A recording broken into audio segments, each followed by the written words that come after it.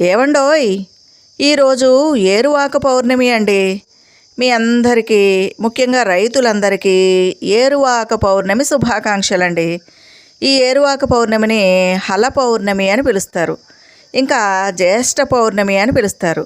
ఇంకా సంస్కృతంలో అయితే సీతాయజ్ఞం అనేటటువంటి పేర్లతోటి పిలుస్తారండి.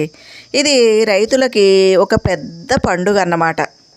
ఏరు అంటే ఎద్దులను పూంచి దుక్కి దున్నడానికి సిద్ధపరిచిన నాగలి అని అర్థం అండి. ఇంకా రైతులు తొలకరి వర్షం మొదలవడానికి ముందుగా ఈ పండుగను జరుపుకుంటారండి. ఇంకా ఏరు పొంగి పొర్లాలని, పంటలు బాగా పండాలనే ఉద్దేశంతో రైతులు ఈ ఏరువాక పౌర్ణమిని తప్పకుండా జరుపుకుంటారనమాట. పూర్వం శుద్ధోదన మహారాజు ఆనాడు కపిలవస్తు నగరంలో బంగారు నాగళ్లను తయారు చేయించి రైతులకు